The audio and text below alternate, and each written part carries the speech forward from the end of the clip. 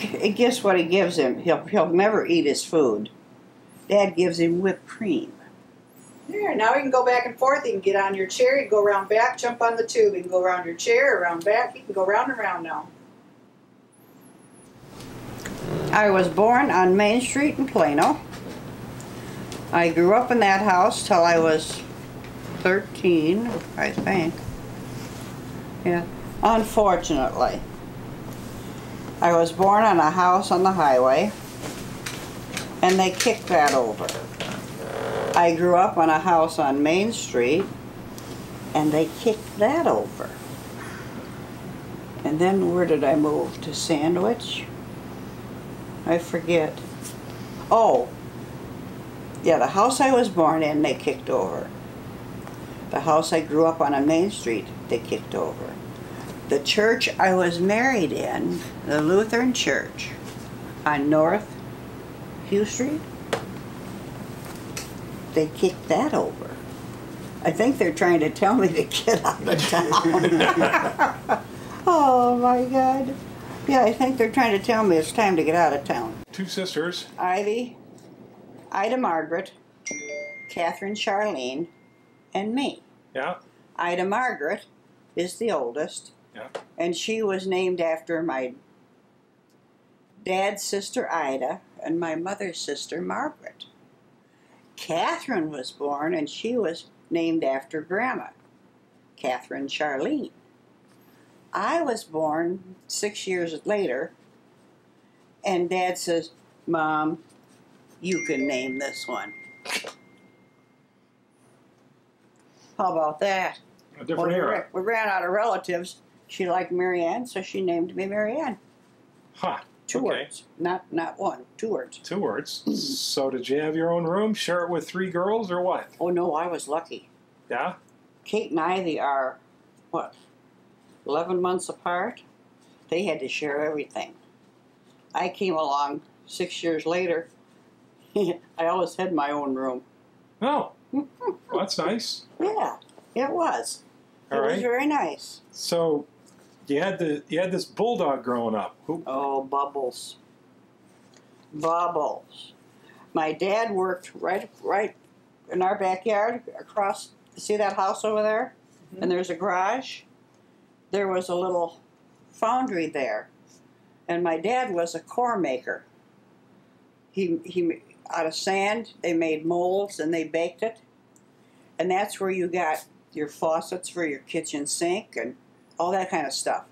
But my dad worked over there. The people that lived in the house, Arterburn, ran the foundry. The people that owned the house lived in Chicago. And they had this bulldog named Bubbles. And the people liked to travel a lot. European, all over the place. And so they'd bring the dog out to stay with him on weekends while they traveled. Well, summer came, for spring, and Jim liked to go fishing. Well, he didn't know what to do with the dog, and Dad says, I'll take it home. I'll take it home. You know, you go fishing.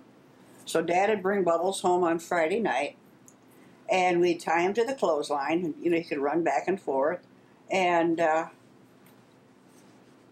on Monday morning, Daddy would take him back. So on Friday night, Daddy'd bring him home. They'd tie him to the clothesline when he was outside. He'd come back in and eat, you know, and Monday morning, he'd go back. Well, after a few weekends of that, it got so Daddy'd bring him back up here, and he was a good dog. He'd go right in the house, and he'd greet Jim. He'd have something else to eat, even after we had fed him. And he'd take a nap. He'd ask to go out, and Jim would let him out the door, and boom, right down to Main Street. So Daddy'd bring him back. He was a good dog. He'd go in, and he'd greet Jim.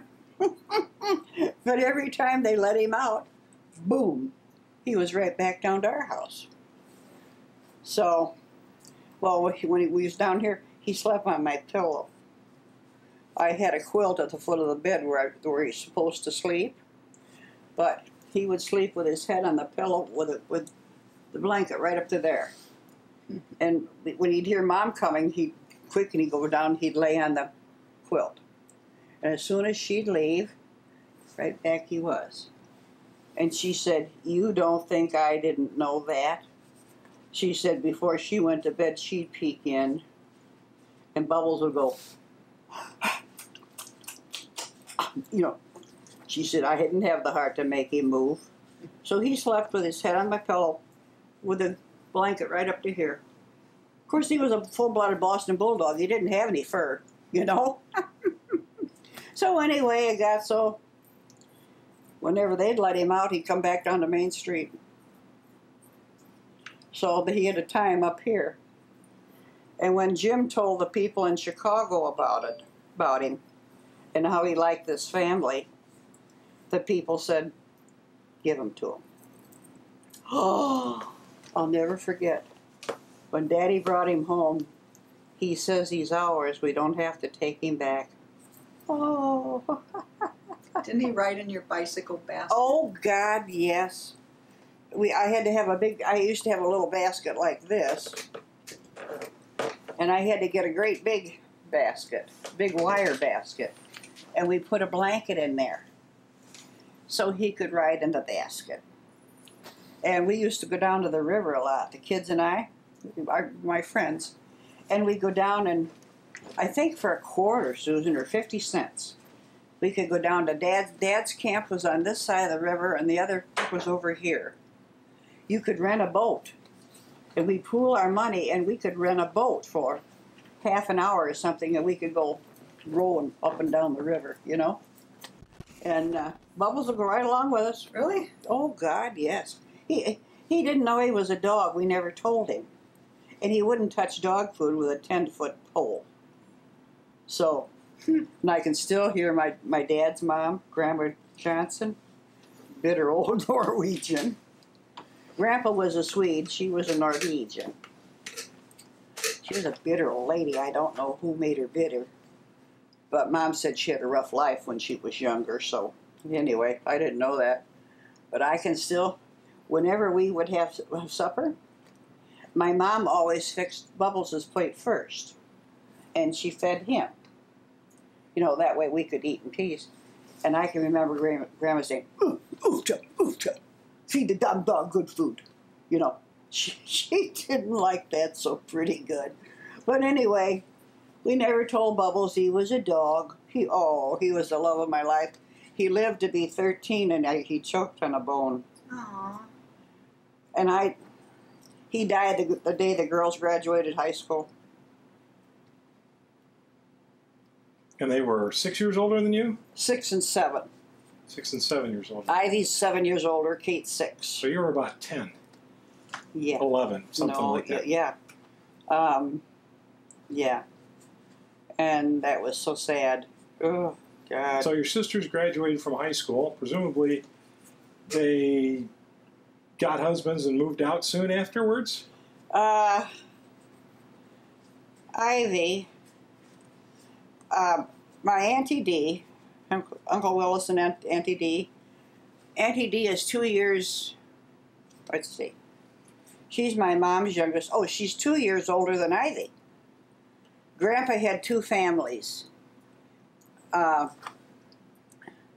He must have married late in life again. But anyway, Auntie D, Grandma died when Auntie D was 4 years old. So Mom and Dad helped raise Devana. And you see that chair over there and that doll? That sat in Grandpa's barber shop. And growing up, Auntie D worked in Chicago. And she was a secretary, and I forget who she worked for, some big company. And she was private secretary to the president. But anyway, she would come home on weekends.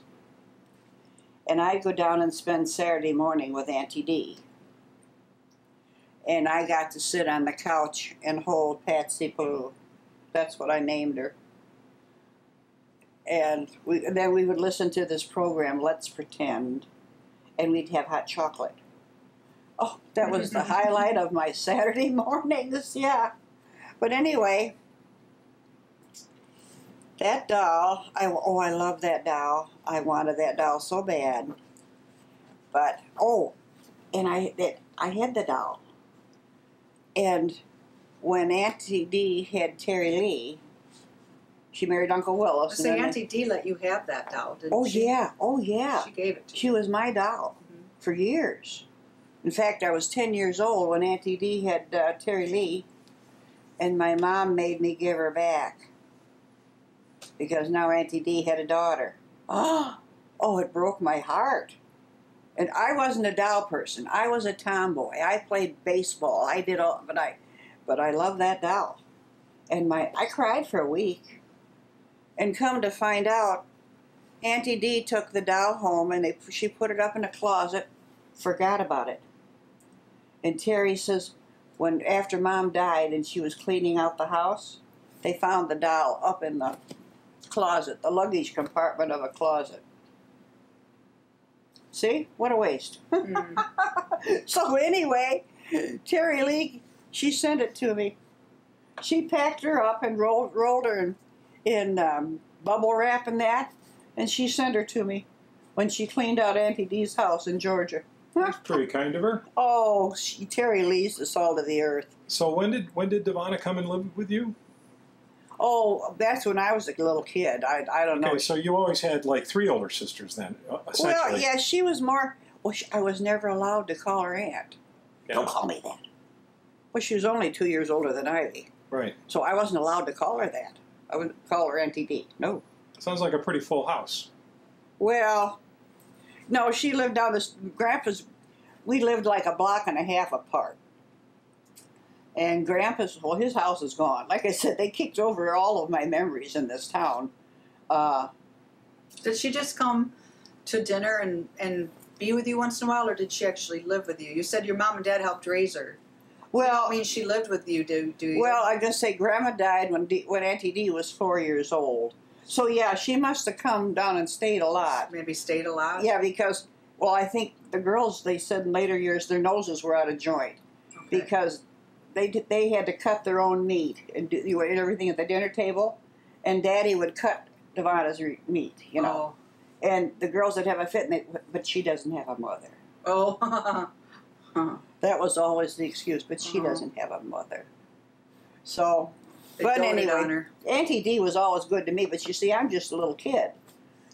She's 2 years older than Ivy, so that makes her 3 years older than Kate. But, you know, I'm just a little kid, so. But anyway, I love that doll and always sat in Grandpa's barber shop, so I'll never forget the day I got her. All right, Yeah. so we got Devonna, who eventually meets Willis, and how does that happen? And let's see. How did Auntie Dee meet Uncle Willis? He was from Sandwich, and she worked in Chicago. Where did she meet Uncle Willis? They were introduced. I know Auntie Dee and Uncle Willis introduced Buck and Ivy to each other. How'd they know Buck? Oh, Buck's a Sandwich boy, too. Buck and Willis were good friends in Sandwich. They're all Sandwich people. Oh, I see. Yeah, Uncle Willis. So Uncle Willis and Uncle Buck married sisters, sort of. Well, yeah, but I mean, they were just good friends. And Ivy was Ivy. But anyway, they introduced Buck to Ivy. He was 20-some years A old. confirmed bachelor. Well, he was, you know, when you're 25, you're a bachelor. She saved him from about a month before officially becoming a bachelor. But anyway, they arranged to meet him. They got Ivy down there. Michael O was just a baby, and Ivy was down there all the time helping with the baby. And they get her down there to do something. Oh, and then they got Uncle Buck to come over on the pretense that they were going to paper the bathroom. Well, they'd put on the coffee pot, and they'd sit in the kitchen, and they'd drink coffee, and they'd talk. Well, then the evening, was gone. And like the next week, he came over to pay for the bathroom, and Ivy was down there to help with Michael O's, the baby. And they'd sit down and they'd, P.S., the bathroom never got papered. It never got new wallpaper. That's the end of that story. But anyway, yeah, they that's how they met. So, and then a year later to the date, on June 20th, 1948 or 47, they were married. 48 maybe. 48. They waited 10 years to have Mark? Oh yeah. Yeah, Ivy couldn't have any. You know, and they were finally getting ready to adopt. She used to go into depression and everything else. They tried so hard and they didn't think it was ever going to happen. So they made arrangements to adopt, and the adoption was almost going through, and she got pregnant. And Mom says that happens a lot. Mark was a miracle baby. Yeah, well, yeah, he was. He actually was. So that's that story. Yeah. So then there's Kate. So Kate was still around, and then what did she do? She got a job someplace, presumably, and met her husband? Oh, let's see.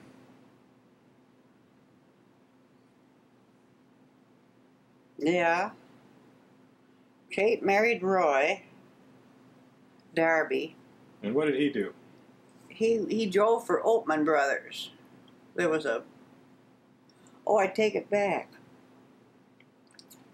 Maybe then, and then he went to work for Rainbow. They used to, you know, bring the... Bread truck? Yeah, well, yeah, and delivered to the grocery stores and that. Yeah. But I remember how she met Roy. I can't remember how she met Roy. Anyway, what else? Well, she had 2 sons. Is that by Roy? Altman? Oh. Altman? Oh. No. She married, oh, I know. I think when she was married to Roy, she worked in a restaurant. And she met this truck driver, Cy. And anyway, to make a long story short, they divorced and she married Cy, and the both boys are... No, I take it back. I think Rick belongs to Roy. They're both Altman. Both last names are I Altman. know, but yeah, but I still think. And so does Mom. That he's Roy's. Oh. Because he's Roy Darby all the way around. He's not one outside. No. Hmm. So anyway, now what? Let's see. So you're starting to be a teenager. Your best friend is Judy. Oh yeah, we grew up together. So when did you meet her? She moved in across the street. They rented the house across the street from us, the house I grew up in on Main Street. And they rented the house across the street. Is that house there? Uh-huh. We met in kindergarten. They didn't knock that house down. No, it's still there. Oh, interesting. Okay. Well, the house I grew up in, they knocked over. I know, but But the house Judy grew up in, no. that's the first house we talked about that didn't get knocked down. Oh, well, the house I was born in, I got knocked down. The house I grew up in, they knocked down. The church I was married in, they knocked over. Right. I said they're trying to tell me to get out of Plano, so I moved to Sandwich. So she moves in across the street. How old were you?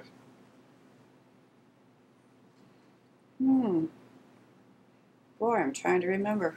Can't remember. Kindergarten. Really? We All the way through school? Oh yeah, yeah. And when those days, we went to morning kindergarten. When we were 4, and then when we were 5, we went to afternoon kindergarten. And somebody says, you must have been awful dumb. You had to go 2 years to kindergarten. But that's the way they did it in those days. Well, they started at 4, then and evidently then, not 5. yeah, and then when you're 6, like then you went to first grade. So, yeah. But anyway, yeah, she lived there until they bought the house over on Abe Street. I don't remember when that was. But, yeah. So, But we've been best friends all our lives. Sounds like it. She lives 1,800 miles away, and we're still like that. She's in Tucson still? Oh, yeah. Yeah. Okay. Yeah, well, she met and married Bob.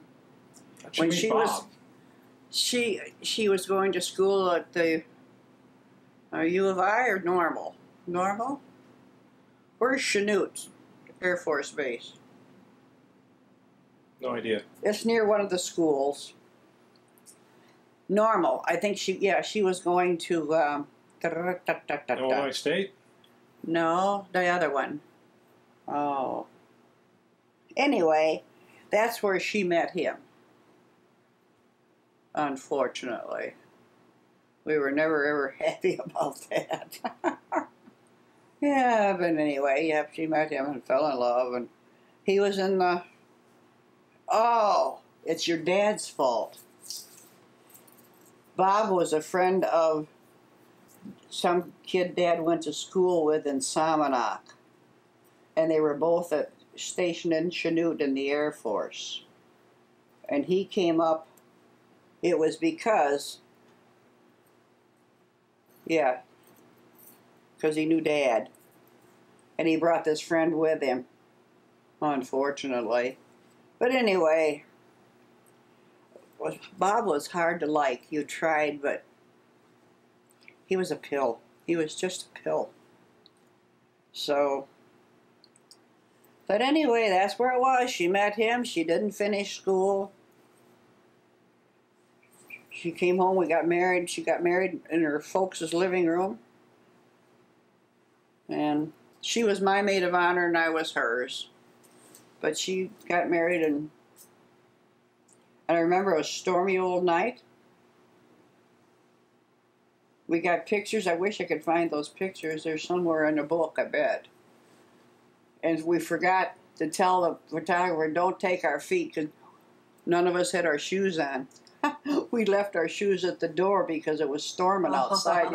And so here we are standing there with our nice clothes on, and we're all in like bare feet and stocking feet. And Was that right down the street? Is that that house is still that house? Yeah. on Abe Street. Oh, on Abe. Now, Yeah. Didn't Judy She live in this one right down the block? Well, she lived across the street middle in the of the block? big stone That house. brick one?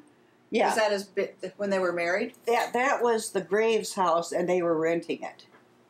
And when they left there, they went down to Abe Street. And Binks was a wonderful guy, just a wonderful guy. And he came from money, Gray Stamping, you know? Oh, okay. Judy Gray. Yeah, and Mom says they were always so proud of him because he didn't go into business like the rest of the guys. He was going to strike it out on his own, but he never made it. Oh.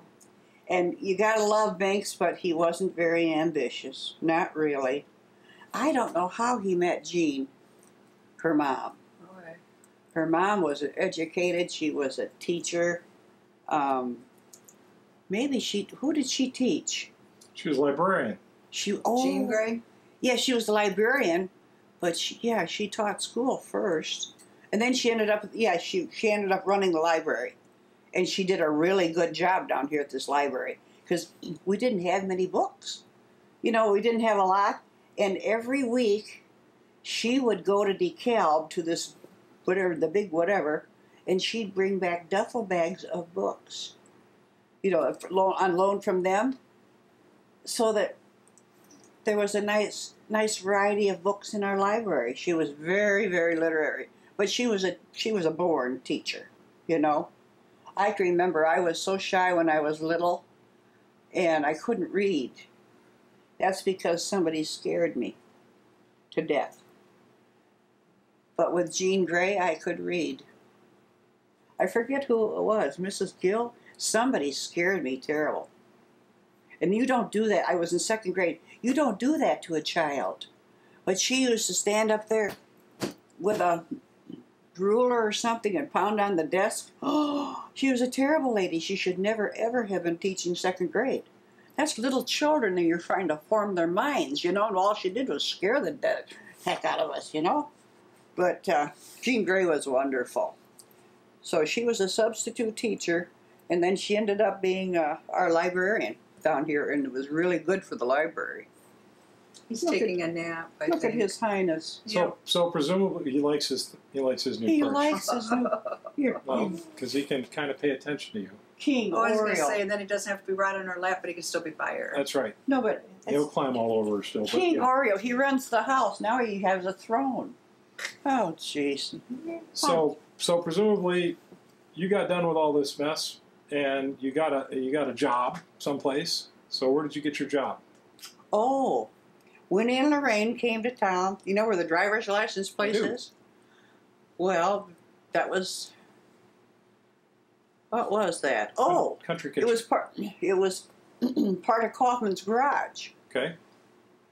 and the girls came to town, and I'll never forget it. They came to town in an old Ford station wagon. Now this is back in the 50s, but still, it had the wood sides on it, so you know how old that was. The station wagon that had wood on it. But they came to town and got that into the restaurant. Did they lease it from Kaufman's? Yeah. And it's like the girl said, they went into debt way over their heads. And they put pine, what do you call it? Knotty pine all over the, did the walls, beautiful floor, bought all new equipment, went into debt over their heads, mortgaged their very lives, and opened this restaurant. And they came to town in an old Ford station wagon, like I said, with the wood on the sides. 5 years later, they left town in a Cadillac with money bulging out of their pocket. And they went to Champaign, and they bought the building down there. Do you remember that? Vaguely. The cafeteria. Yeah, I was very young. Yeah. They God bought might. the building, that end of the building, and they had the cafeteria. And upstairs they had their apartment, and they had extra rooms. But of all the kids that worked for them, I was their pet. And on weekends, I used to go to Ottawa with Winnie. And I a couple times I stayed at the farm. That's Lorraine's parents. They lived out in the country. Her mom, Mildred, was a nice lady, but oh, she was very religious and very strict and very stern and not a warm person at all. Her dad was wonderful. He grew Christmas trees. And for This years... is Lorraine's mom and dad? Mm-hmm. Okay. Her dad, Oh, yeah, okay. out there on the farm. They lived out in the country. And for years, we get our Christmas trees down at the farm. Yeah. But anyway, yeah, we went down. So you started working. How long after the restaurant opened did you get your job? Oh, my sister Kate went to work for him first, and 2 days later I went to work for him. And you worked for him till the end? Oh, yeah. Oh, yeah. Well, they took you under their wing, Oh, and yeah. you were talking about how... Oh, my dad died. Yeah. Daddy died. Were they still in Plano when Daddy died? Yeah, because you said that's when you went to New Orleans. That's right. My dad They died. took This you was down. 1954. And my dad died in March. And it really hit me hard. Just horrible hard. Of course, I was the youngest, and I was the closest one to Daddy, you know? I was his ball and chain, he used to call me. Sure, 18 or 19 Well, in there. no. 35 to 54, it sounds like 19. Oh, that mom was 19 when he died? Yeah. Is that what you're saying? Were you about 19 when Grandpa died? I'm trying to remember. Daddy died in 54. He's right. No, he died in March. I was 18 going on 19. Yeah. Okay. Mm-hmm. Yeah. But they were going to go on this trip, and they felt they Oh, wanted to... yeah. Well, Daddy's death hit me really hard. But see, I was the closest one to him. The girls weren't close to Daddy at all. But I was the youngest. I was his ball and chain.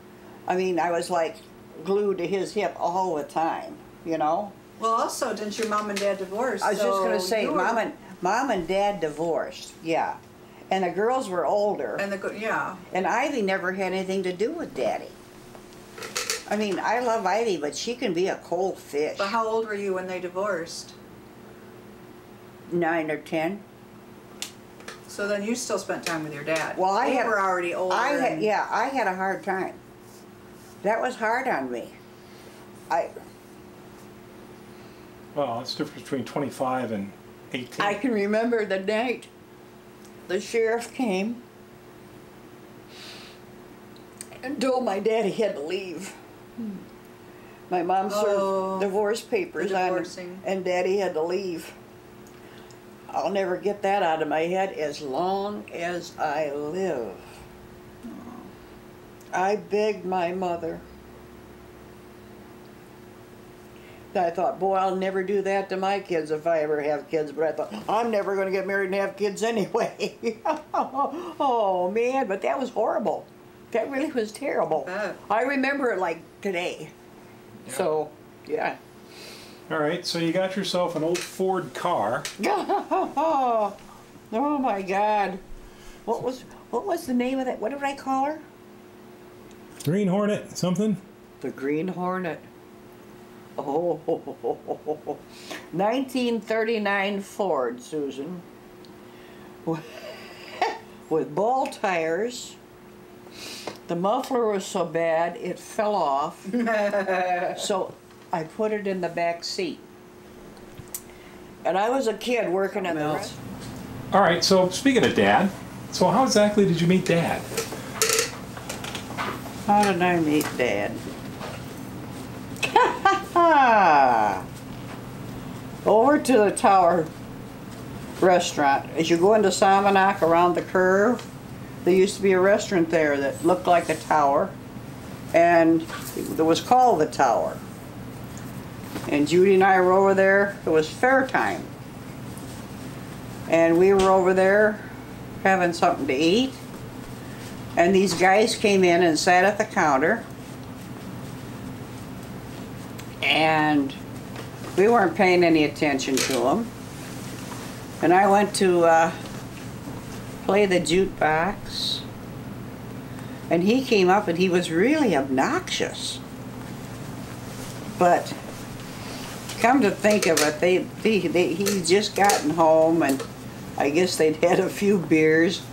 Because I really thought he was obnoxious. I didn't realize he was shy. But he wasn't that night because he had a little beer in him, I think. But this was Christmas Eve. Yeah. And it was like 11:45, and Judy and I were over there having coffee. 52 kind of Christmas Eve? Oh, let's see. 52, 53, 54. 54. Well, you got married in 55. 5. Oh, this was 54. Okay. And, yeah.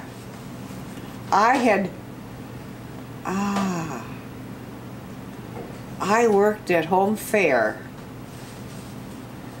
That was it. What was Home Fair? Home Fair was a place for, you walk in, it had 2 stores. You know, one side was all clothes and one side was all toys. Okay. And I worked at Home Fair. Why did I work at Home Fair then? I came home from somewhere.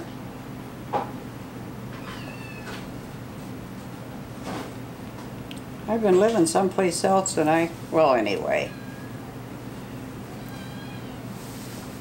But anyway, that was the first Christmas coming up that I didn't have my dad. And I was kind of bummed out. So, anyway, after work, we all went over, the guy that ran the store, what was his name? If I told you his name, you'd know he was Jewish because it's a Jewish name. But anyway, he took us all over around the corner down on Island Avenue. There was a bar. And he took us all over for a drink. And Kate and Cy. Cy had been married before. This is when Kate was married to Cy. He'd been married before, and he had 3 little girls. And they were staying with them for Christmas or something. They eventually came to live with them because I think their mother was, I don't know, she's an alcoholic or something. Anyway, my mom, because I could get a discount, I think my mom blew her whole Christmas bonus on these little kids' presents. And I could get a discount at home fair. I bought all these presents, and I take the train back and forth to work. Well, it took 3 of us to carry my stuff over to this little bar over on Island Avenue. How in the world was I ever going to get to the train?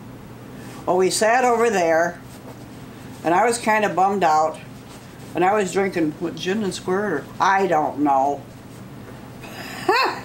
But anyway, I missed the train. And so I had to call Mom, and Mom called Buck. I'll never forget it. My sister Ivy. No sense of humor. None. But anyway, they came to get me. It took all 3 of us, well, 3 of us to load it up in the car again. And all the way home, I'm talking. And I'm telling Uncle Buck all these stories. My sister was just appalled. She just... And Uncle Buck could hardly keep the car on the road and keep from laughing. So, he was my brother. She was my sister-in-law. That's the way it always was. But anyway, so I get home. And we drink all these presents in that my mother had me buy for these kids. And of course now my mom's disgusted with me, but we always, Judy and I always went to church on Christmas Eve. Baptist church had midnight services, and we always used to go. My mother was appalled. I had been drinking, and I was going to go to church. Shame, shame, shame. Well, anyway, so we stopped. Judy came to get me. We stopped at the Town and Country Market so I could have some coffee, black coffee. And these guys came in and sat at the counter. And I went to play the jukebox, and this guy came up and he was obnoxious. He was absolutely obnoxious. Well, it turned out to be her father, but they had had a few beers in him because he was terribly shy. But anyway, he wasn't that obnoxious. He came up, and I guess they made a bet that he wouldn't talk to me, and anyway, he had to come talk to me. And he asked me for a date. And I said, well, I can't, because I'm leaving for New Orleans in the morning, and I was, with the girls. Well, then when I got back, but he was in the service. So we went to New Orleans. I had a ball with Winnie and Lorraine. They were so good to me. And when I came back, I think we had a date, maybe.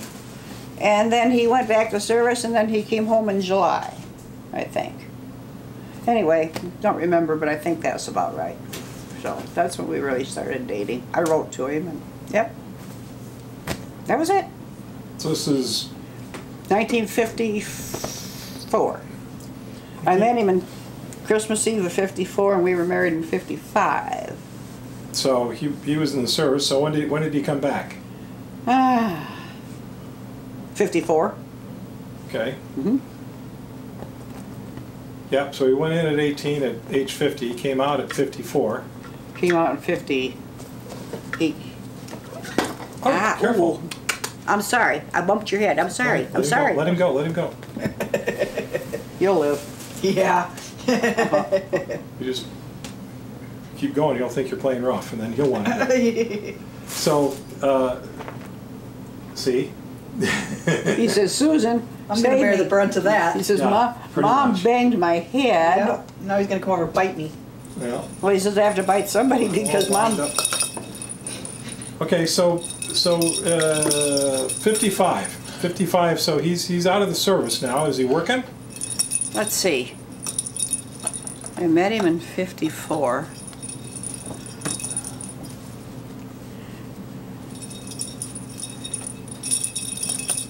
Christmas Eve, yeah. And then I went on vacation. And I came home. We started writing to each other, I guess.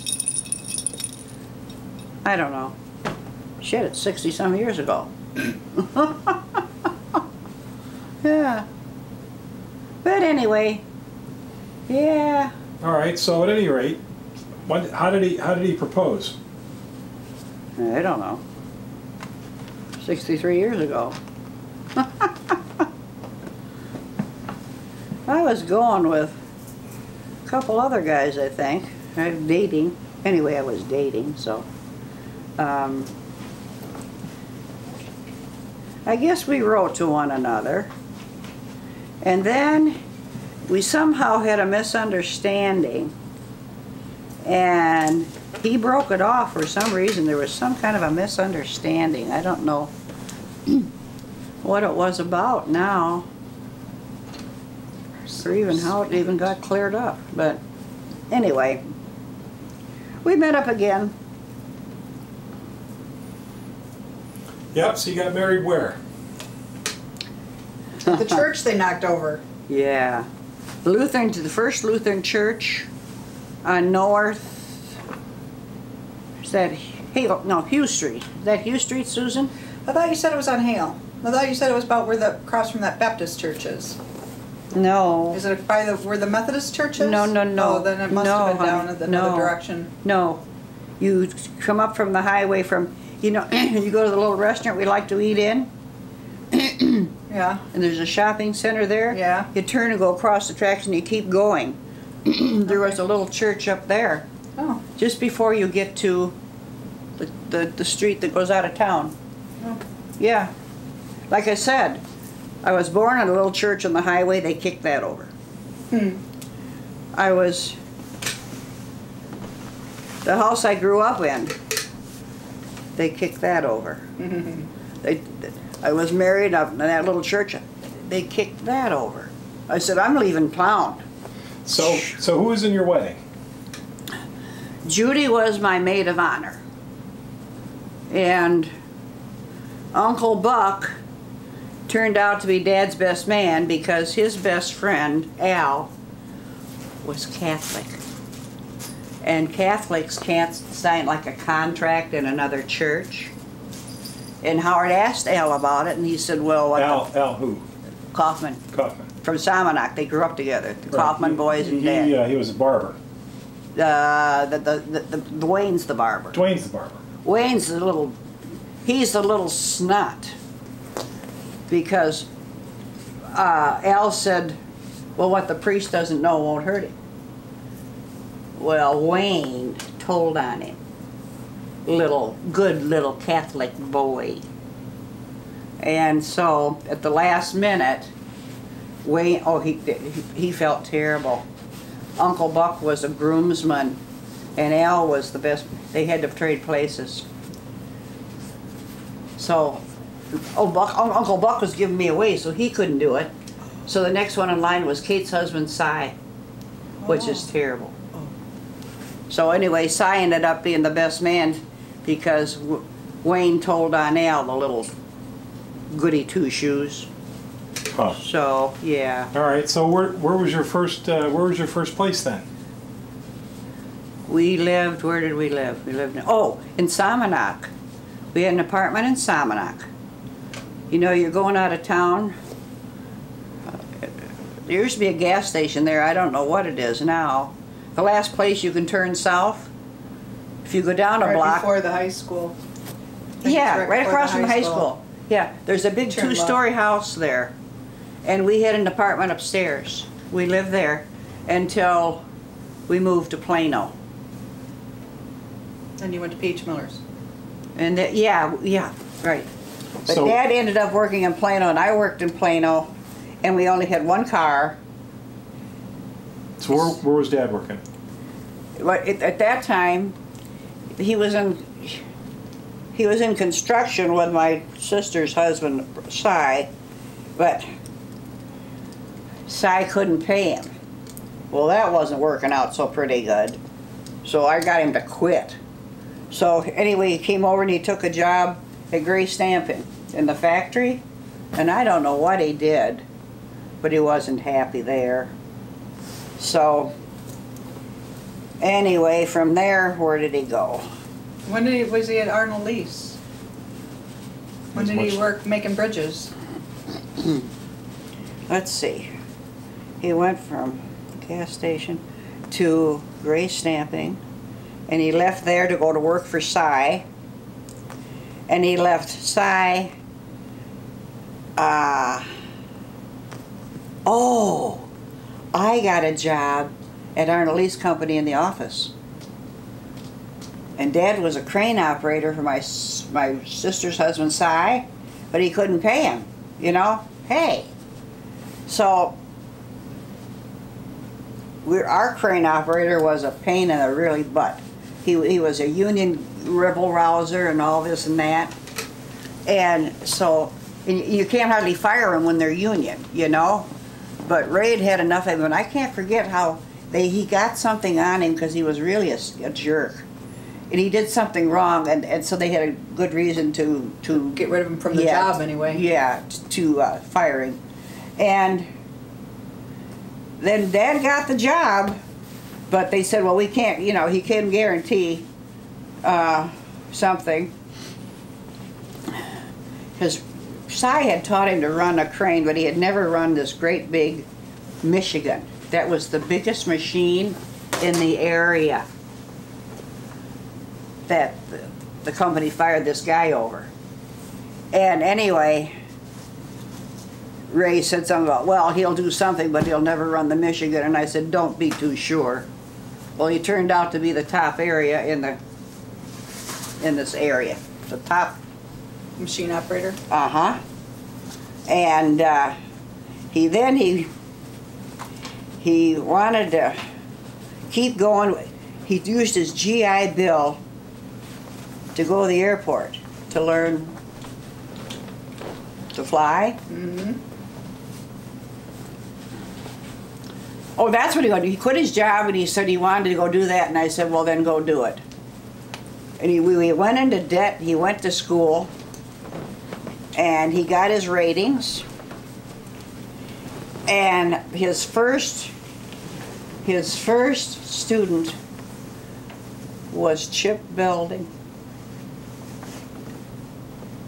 And nobody had ever gotten inside chip like your dad. Elsie, Chip's secretary, who turned out to be Daddy's secretary too, she told him that nobody ever could get next to Chip. But Howard did.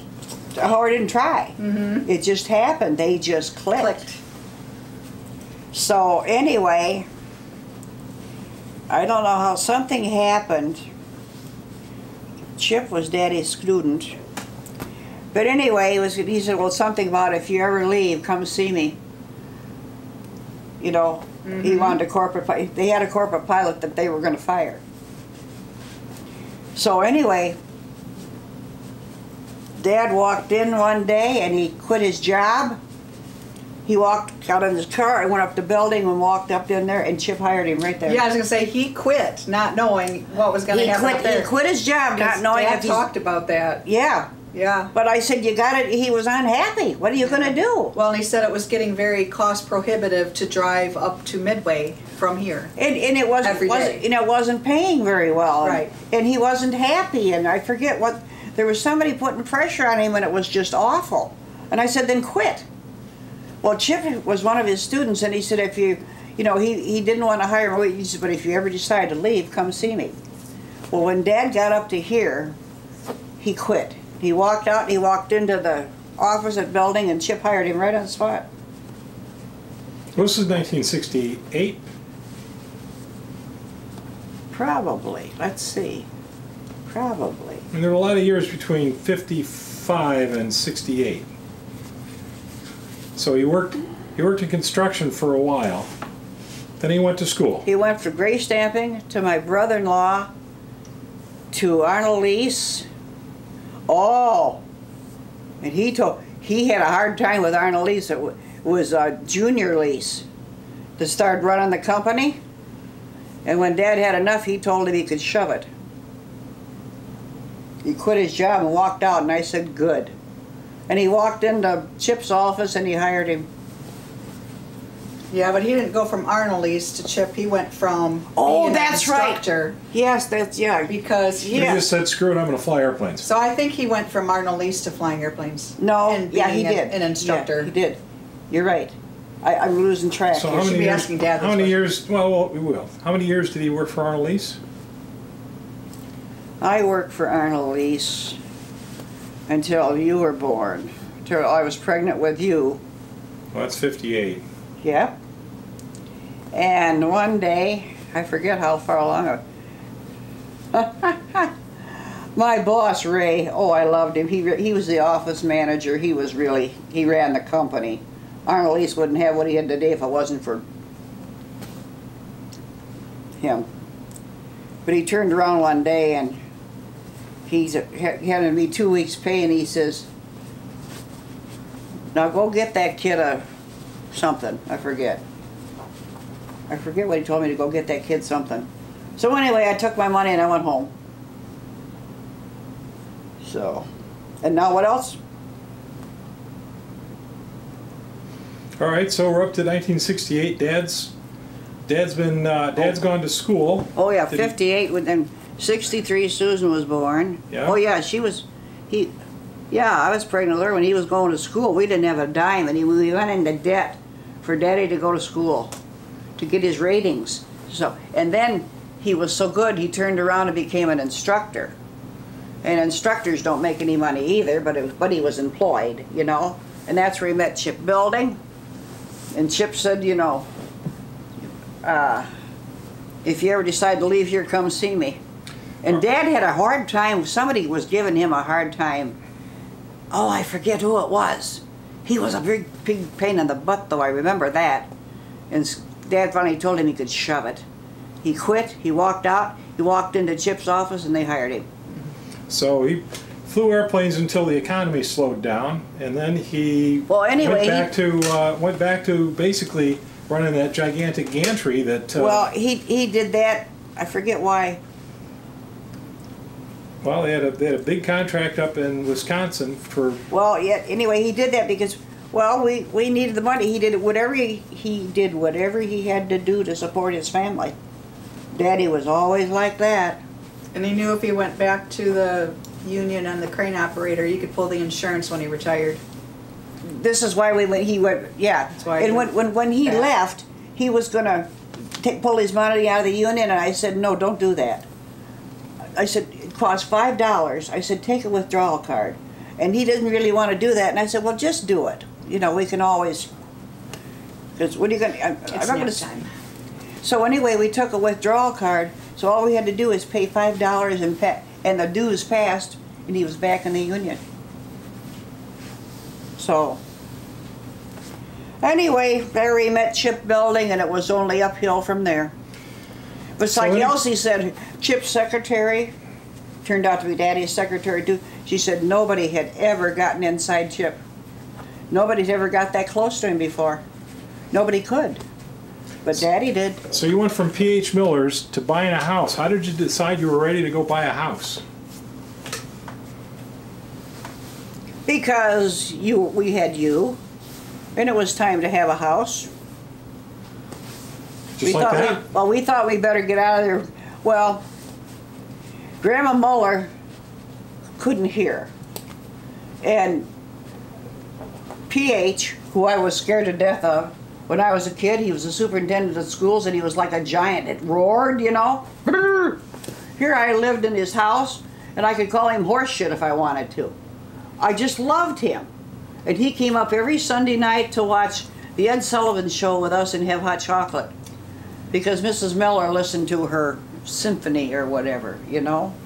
Grandma Muller gave you piano lessons for nothing. She did, and I remember she had kidney and liver failure and got jaundiced and looked pretty awful. Well, she never would take anybody that young, but she took you because when you were little, you used to go put your fingers on the piano, and I tell him, get away from that. She says, leave him alone. Not expected? No. So at any rate, she was a stern old lady, but boy, so leave him. you had a kid and you just decided, well, we have a kid, now we need a house? Well, yeah. That's not how the decision-making process works today. Actually, Grandma Muller got her ears fixed. And one day you were out in the kitchen, you dropped something, she said, Peace, what was that? Well, now she could hear. She could hear everything. But we wanted a house. We wanted a home. And how did we find this one? And Daddy had the GI Bill. And why did we look at this one? It was in our price range. They wanted 13,500. We jewed them down to 13,150, and they gave it to us. We got our GI loan, and we bought the house. We didn't have shit in those days. We didn't have, but then we had a window to throw out of. We had our own window to throw it out of. And Scott, I can remember as big as you were, 2.5, maybe. He couldn't get over it. Was we lived upstairs, we had a gate across the steps so he couldn't get down. When we got up here, he went out in the back, in the front door, out the back, around to the front sidewalk and in the front door and out the back. You just couldn't get over that you could go in and out and you were on the ground. No, he couldn't. Well, he was no longer upstairs and barricaded. No, out one door, he round the house and in the other. He thought he died and went to heaven. Well, back then it was just a couple steps out of back here. Oh yeah, it was just a couple steps up to the front, a couple steps right back there. Yeah, and down around the sidewalk to the front door back. Yeah, and I thought, with all the excitement, you know, he'll never sleep. When the first day in the house and all this, he went to bed and took a nap for 2 hours. Slept like a log in his new bedroom. Piece of cake. You loved it here. Piece of cake. Well, you were what, 2.5 years old? I don't know. Yeah. All right, so you got a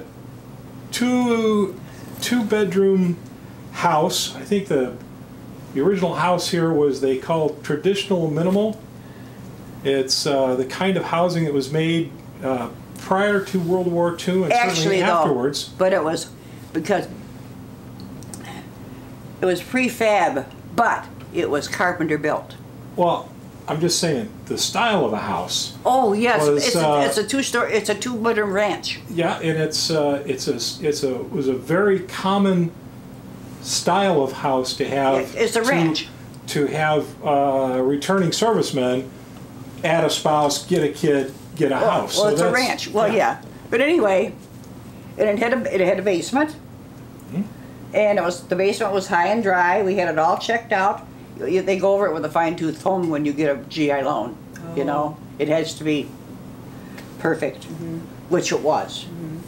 And they wanted 13,500, and the government says no, we'll give you 13,150, and Red Doyle took it because it was Red Doyle's house. It was his dad's house. Oh, he had it built for him because his mom died, and Red was afraid he'd want to come live with him.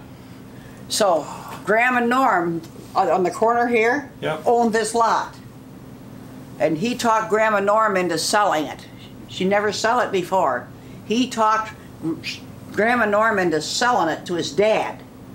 And then he took the money from made his dad spend his insurance money on building this house before he spent it.